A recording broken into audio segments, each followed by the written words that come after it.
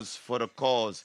It is now 14 minutes past 2, 14 minutes past 9 in Jamaica, 14 minutes past 10.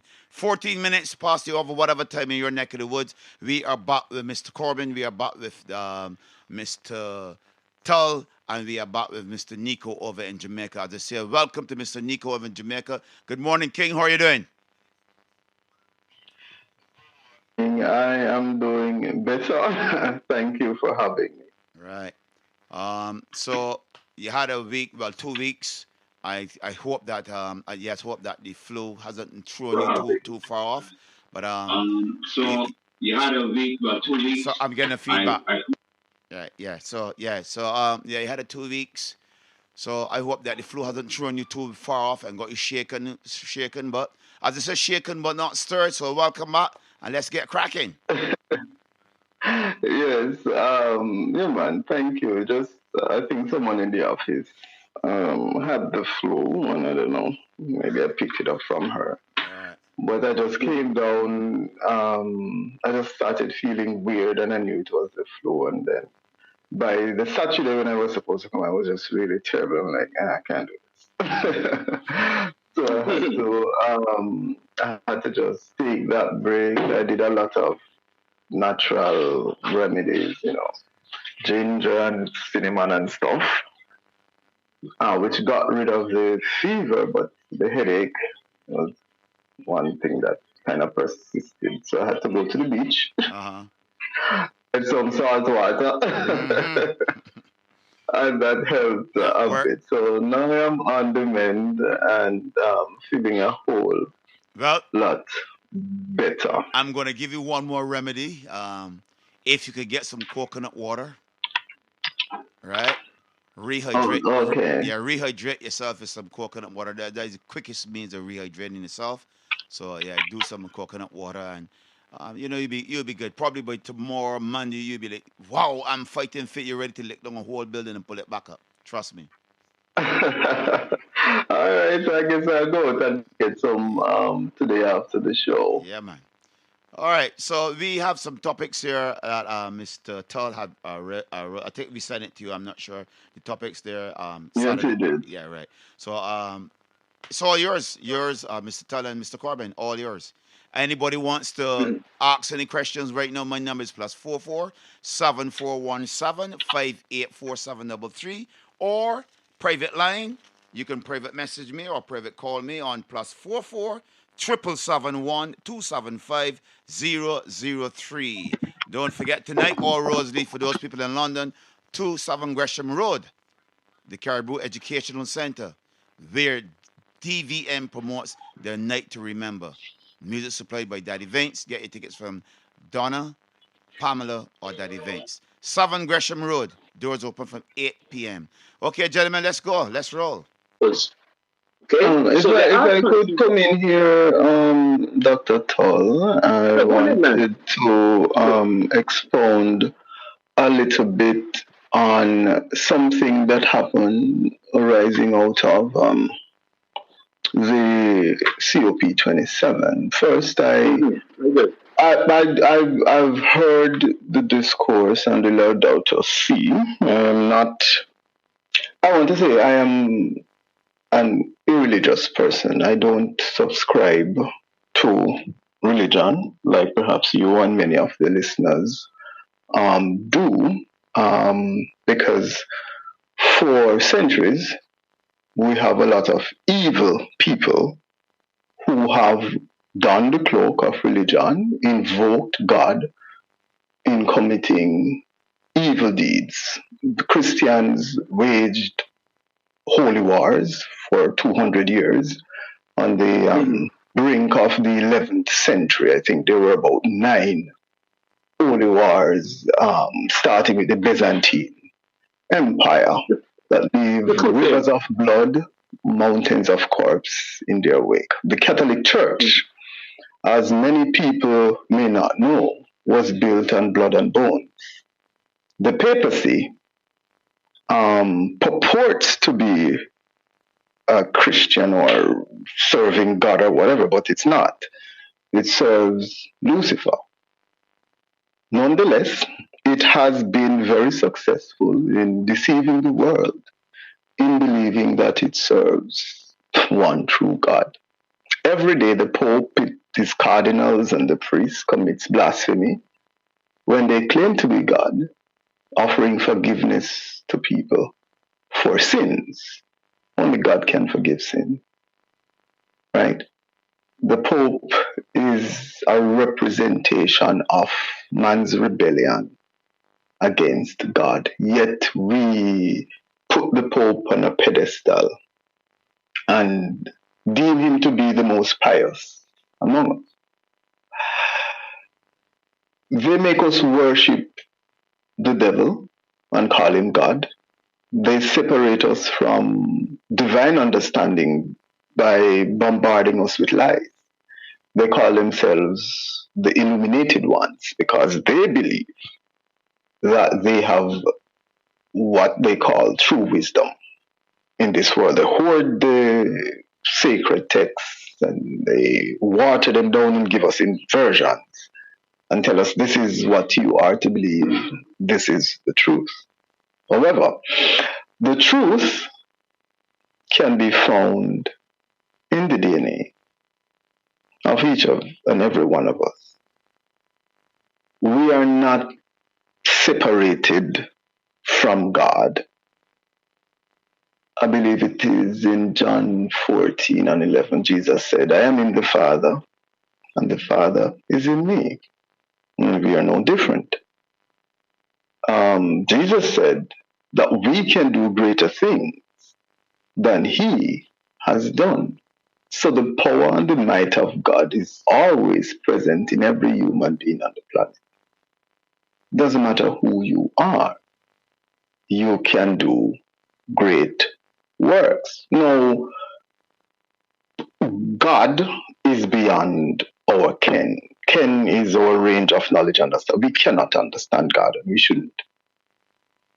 So we have to be careful when we encounter people or institutions that claim to know God.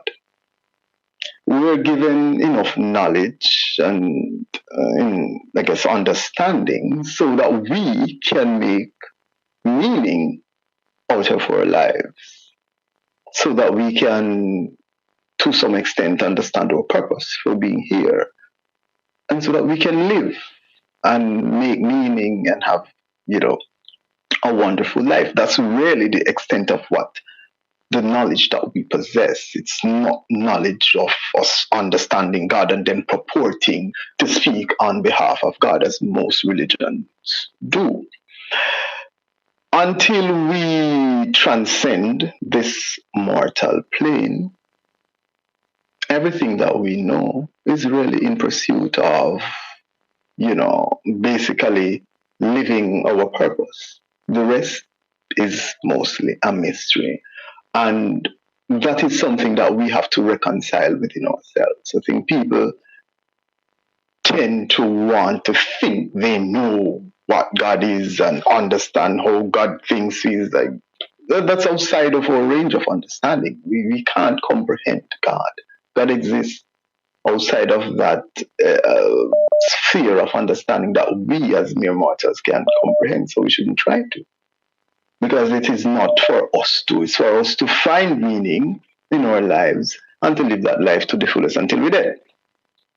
Now, I want to talk about concept zero draft. So, in May 2022, the World Health Organization had tried to amend or update the international health regulations to introduce this kind of pandemic treaty. There was a lot of pushback. We had a movement in Jamaica that we called Don't You Dare. We published a video and we sent it out to alert people like, hey, this is what you're trying to do. I believe Christopher Tufton was in Geneva, and we're like, hey, they're in Geneva right now trying to sign this thing. Let them know it's not going to happen over dead bodies. And so that went out. And the signing of that amendment to the International Health Regulations 2015 was halted. Now, in November of this year, I believe it was November 20 that they have the COP27, the Conference of the Parties, right? They did concept zero draft. That's what they call it. Let me see what the official title is. The official title of the document is Conceptual Zero Draft for the Consideration of the Intergovernmental Negotiating Body at its third meeting. No, this is the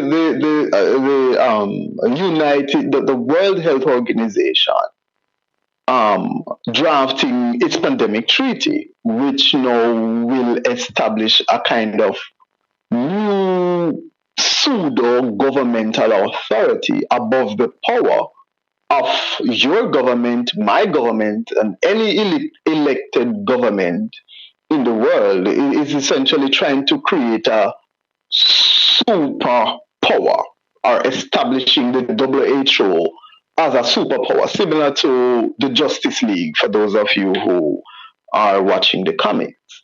And the president of the United States of America, Joe Biden, has already declared his intention to sign this new treaty. Now, it is an all-encompassing whole of government. Now, these are their words: multi-stakeholder, multidisciplinary strategy. The document is in its first, zero draft, whatever that means, and it's, I think, 32 pages.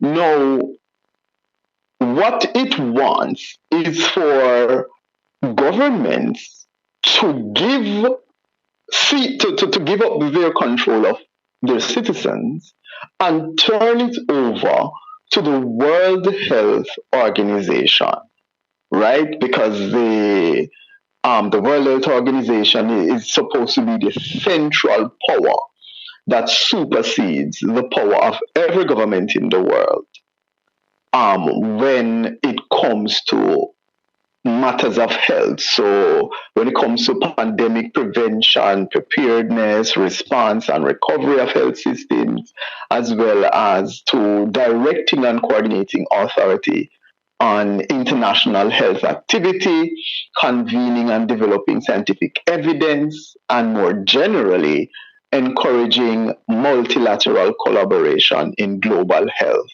and governance. And you'll hear global a lot because you're trying to bring the world under one umbrella, the World Health Organization or the United Nations. Now, how are they trying to accomplish this power grab?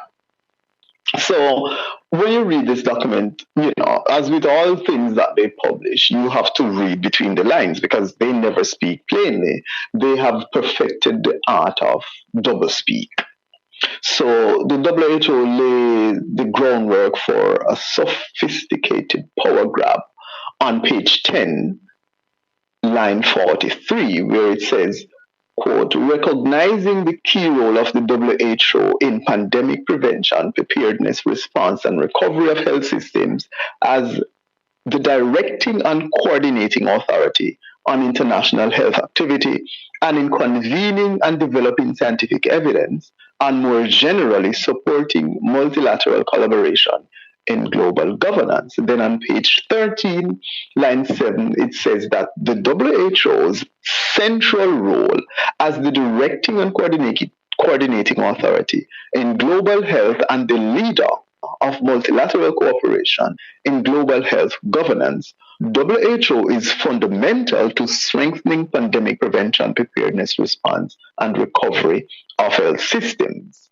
Then on page 22, Article 13, Section 2E, strengthen WHO's role as the directing and coordinating authority on international health activities while keeping in mind the importance of coordination with entities within the United Nations systems and other intergovernmental organizations. So the WHO is seeking to give itself unfettered authority during a pandemic, as these portions of the document demonstrate. No, a pandemic which only the WHO can declare. Well, so they are the only organization that can declare a pandemic. And they are now giving themselves or seeking to give themselves authority through this pandemic treaty to be the sole authority in directing and managing a pandemic.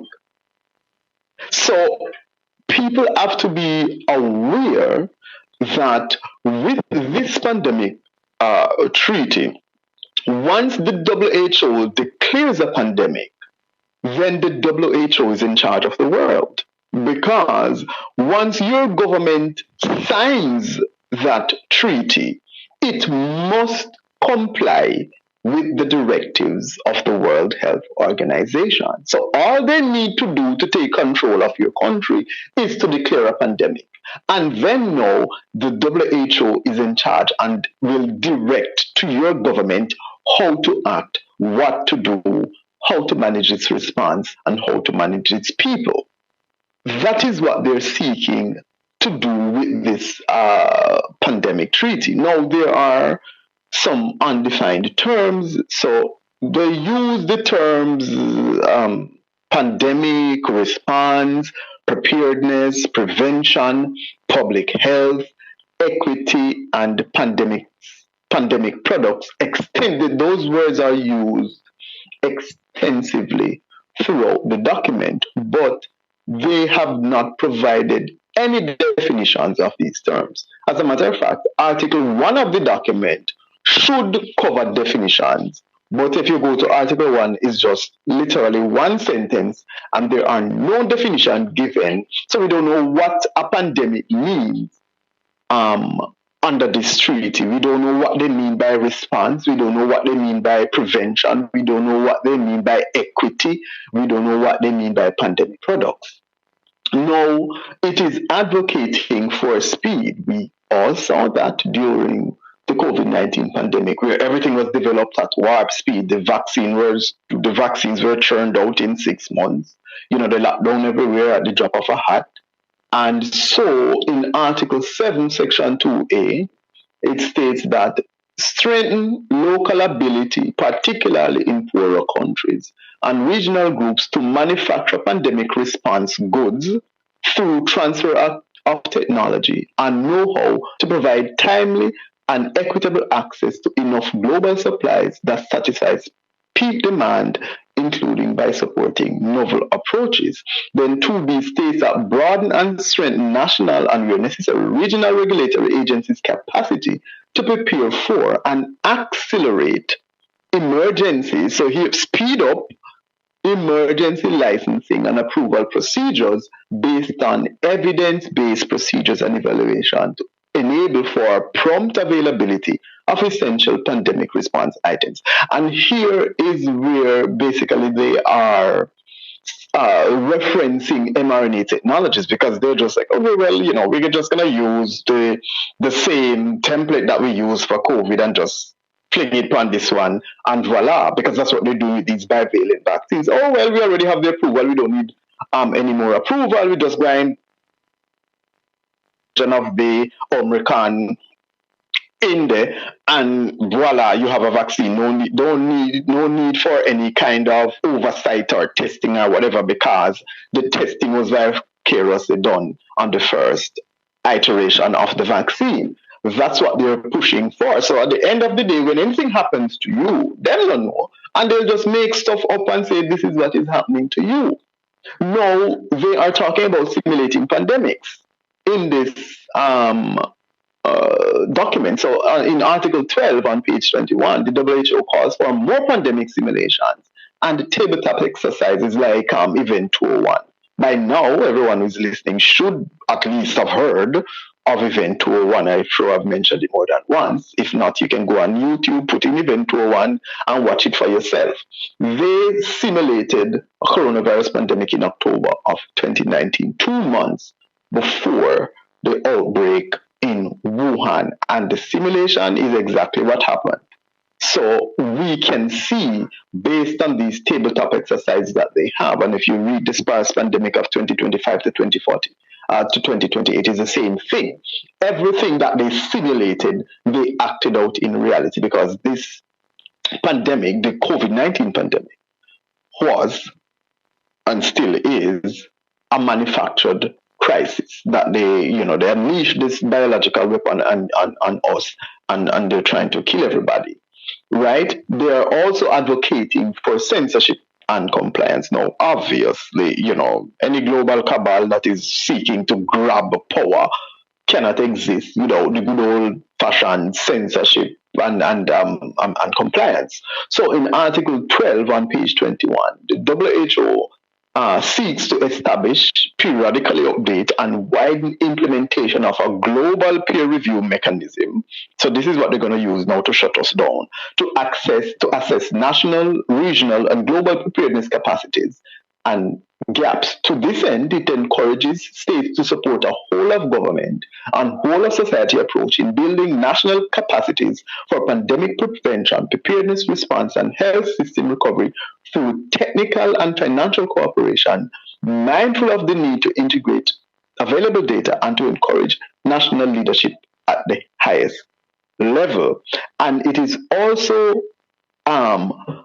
recommending in Article 20 on page 27 that the governing body, so they're going to form this new governing body, that's what they call it, at the first meeting, and it will review and approve cooperation procedures and institutional mechanisms to promote compliance with the terms of this zero draft, this pandemic treaty that they're coming up with.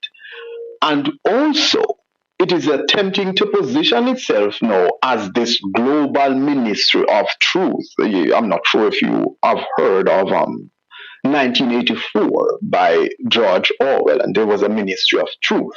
So in Article 16 on page 24, the WHO now says that it would increase public confidence and combat misinformation. And so anywhere you see they have, we're going to fight misinformation and disinformation. Basically, they're saying we are the arbiters of truth, and we will silence any dissenting voices. So that is what they are trying to do. And what I want the public to do is to jump on this. Let their government know that under no circumstances it is over dead bodies that you're going to sign that pandemic treaty in whatever form. So it doesn't matter if they change it or they call it something else. You're not going to sign any treaty with the WHO when it comes to pandemic response. Now you can listen to any advice that the WHO has to offer in the event of a pandemic, but that's all you're going to do. You're not going to sign any kind of memorandum of understanding. You're not going to sign any kind of treaty with them, because these are unelected bureaucrats who are seeking to capture power for themselves and trying to usher in this one world government, this global government that is going to, dictate to the rest of us how we are to live our lives. They're also advocating for more drugs. It's so weird because in everything, when it comes to health, you don't hear them talking about anything natural. It's so weird. So in Article 17 on page 25, the WHO is calling for a national One Health action plan, whatever that's supposed to mean, that optimizes consumption, boosts investment in and promotes equitable and affordable access to innovative medications, diagnostics tools, and of course, vaccinations. What else, right? And also, it is now advocating for more bureaucracy. So with this new governing body in, I think, Article 19 on page 26 and page 27, the new governing body is going to be made up of 2 presidents, 4 former vice presidents, 2 rapporteurs, all of whom would be elected by the COP, the Conference of Parties. Now, we were successful back in May in preventing countries from signing this pandemic treaty when it came under the guise of updating the international health regulations of 2015. We jump on that immediately. And now they're back at it, May, June, July, August, September, October, November. 6 months later, they're now trying now to bring this treaty again under this conceptual zero draft foolishness. It is the pandemic treaty. They are not stopping. I know that people may be suffering from COVID fatigue. We tired of talk about it too. But the fact of the matter is, they're not stopping. They are hell bent on killing people because that is their business. They are in service to the devil, and the whole point of the devil is to kill and destroy. That's what he comes to do. And they are the servants of Lucifer, right? And that is what they are trying to do. So when you hear they talk about climate change, and you hear they talk about sustainable development, and you hear they talk about green this and green, they're just letting you know that we are for killing you. Make no mistake, this is what you're doing. And you have these lunatics who are doctors now, because in Canada, they are now saying that people who refuse to take vaccine should be given psychiatric help. And they are telling doctors that they should work with their patients to manage anxieties related to vaccines and to not enable avoidance behavior. This is literally guidance that the CPSO in Canada has issued to doctors to say you cannot give someone who refuses a COVID-19 vaccine an exemption. You're not allowed to do so because the vaccines are safe and effective, and there's really no reason that someone shouldn't be vaccinated against COVID-19, because there are very rare cases where somebody may have an allergic reaction or have episode of myocarditis or pericarditis, and even if they do have myocarditis or pericarditis or anaphylaxis, insofar as it's not life-threatening, then you cannot give them an exemption.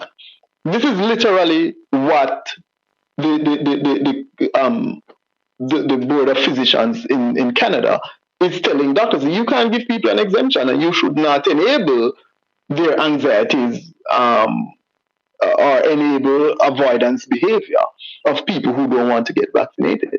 I hear there was I want to support the point you're making there.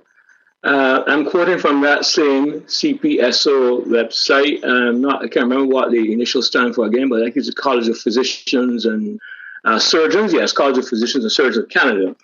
And on their website, under a web page called Misrepresentation of College Guidance. It's a College of Physicians. That's why I use the word college there. They say the college is aware, it's under the heading CPSO statement, is aware and concerned about the increase of misinformation circulating on social media and other platforms regarding physicians who are publicly contradicting public health orders and recommendations. Please take note of the next sentence, all right? Physicians hold a unique position of trust with the public and have a professional responsibility to not communicate anti-vaccine, anti-masking, anti-distancing, and anti-lockdown statements and or promoting unsupported, unproven statements for COVID-19, right? It says physicians must not make comments or provide advice that encourages the public to act contrary to public health orders and recommendations. Okay? Physicians who put the public at risk may face an investigation by the CPSO and disciplinary action when warranted. I'm going to pause there and stop there. I hope you understand the point that Nico's making. Now, I just read something from that same organization he's talking about, and I hope you hear what he said explicitly there. In other words, the people in Canada now have this problem. right? It's a real serious problem. You are having one of the leading bodies in Canada, of leading organizations for physicians and surgeons, telling doctors themselves that because you have this position of trust, cannot issue any information that goes contrary to the government stance, official stance on vaccines, masking, and judicial lockdown. I hope to God that we don't come to that place in the Caribbean, Barbados, although we probably crossed that line something already. But I'm trying to support what he's saying because it's something they have written down on their website for anybody to see. Well, All right, so it is that serious. Go ahead, Nico. no, it's me. Okay, Well, you said you hope to God that it doesn't come to the Caribbean, but I see a totalitarian control escalating. Once Canada implement it, then it can cascade down. You know, we as a people need to know, not know. We should have been doing this a while ago. Should really know. Say, look, enough is enough. We have our own rights. No person, no man should dictate to me what I can and what I cannot put in my body. Right? Because if you're telling me that you might get mild symptoms or adverse reactions from a drug, well, come on. Let me look at alcohol then. Let me look at alcohol. You drink enough alcohol, it can have an adverse reaction on your body. If you smoke enough cigarettes or you take enough weed, it can have an adverse reaction on your body. So what are they trying to tell us? That is do as they say and not as we want to do. I want to take up on a point before we go for pause for cause that we had mentioned. I had asked this question a few weeks back, and Mr. Corbin rightly this morning or today have literally touched on it. He actually said um, the governments are in this for money.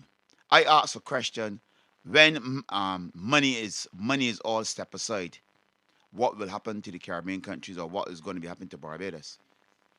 If you all remember what Mr. Corbin says, is exactly what will be happening. Because when they decide whoever government is going to say, well, I don't want this for my country, and they say, well, you can't get XYZ, what is going to happen? I want the people of the Caribbean to wake up, when they're sleeping. Let's go for the pause for the cause, gentlemen. All my phone lines is plus 44 7417584733. If you got any questions, any statements, I've been sending some out to the panel. If you got any statements, any questions, please feel free to contact us on plus 44 7417584733. Let's go for a pause for a cause. And when I return for the pause for the cause, it is all about the third and final hour where we get real heavy. I do believe we get heated as well. Let's do this.